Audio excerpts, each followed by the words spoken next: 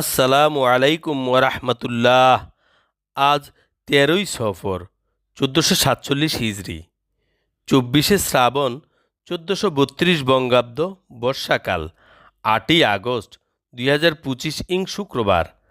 আমরা আজ এসেছি আটি মডেল সোসাইটি কেন্দ্রীয় জামে মসজিদ, আটির বাজার, কেরানীগঞ্জ, ঢাকা।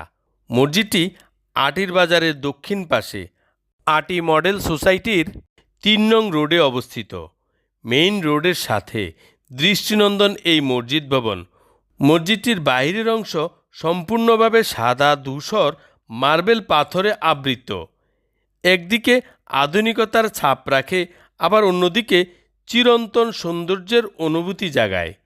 তিনতলায় এই মসজিদ ভবনের প্রতিতলায় সমান উচ্চতার অর্ধবৃত্তাকার আর্চ বা খিলানযুক্ত জানালা, যা ইসলামী স্থাপত্যের একটি স্বতন্ত্র বৈশিষ্ট্য।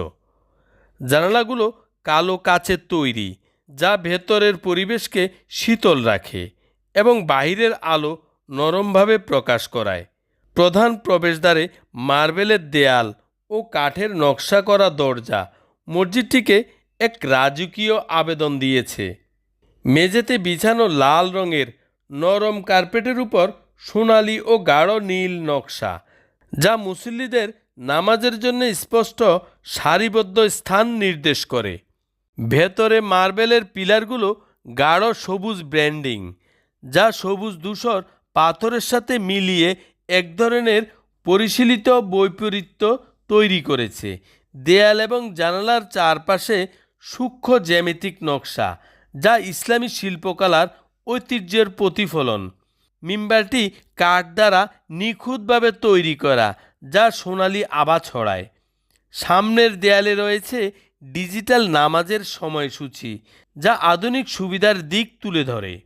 ভেতরে প্রচুর প্রাকৃতিক আলো প্রবেশ করে, আবার বৈদ্যুতিক আলোর ব্যবস্থাও পর্যাপ্ত। বাতাস চলাচলের জন্য ফ্যান ও এয়ার কন্ডিশনিং ব্যবস্থা রয়েছে। এখানে পুরুষের পাশাপাশি মহিলারাও নামাজ আদায় করে থাকেন, তারও সুব্যবস্থা রয়েছে। মসজিদের বাহির ও ভেতরের সৌন্দর্য, গঠন ও নকশা অত্যন্ত শৈল্পিকভাবে সাজানো।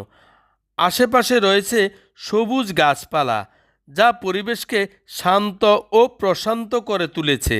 মসজিদটি সোসাইটির ভেতরে অবস্থিত হওয়ায় এটি শহরের কোলাহল থেকে মুক্ত এবং বাসিন্দাদের জন্য এক নিরিবিলি ইবাদতের স্থান হিসেবে কাজ করে।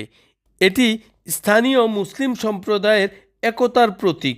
শুক্রবারের জুমার নামাজ, তারাবি, ঈদ জামাত সহ অন্যান্য ধর্মীয় ও সামাজিক অনুষ্ঠানে এখানে বিপুল সংখ্যক মানুষ সমবেত হয়। মসজিদটি কেরানীগঞ্জের একটি অন্যতম দর্শনীয় ধর্মীয় স্থাপনার দাবি রাখে। আমরা আজ এই মসজিদে জুমার নামাজ আদায় করলাম এবং এই মসজিদটি ঘুরে দেখলাম। তারই সাথে সাথে আপনাদেরকেও ঘুরে দেখানোর চেষ্টা করছি মাত্র।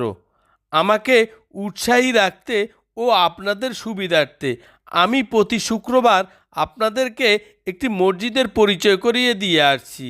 যাদের কাছে আমার এই পরিচয় পর্বটি ভালো লাগে, তারা সাবস্ক্রাইব করে রাখলে এবং বেল আইকনটি চেপে রাখলে পরবর্তী মসজিদের পরিচয় পেতে সহজ হবে।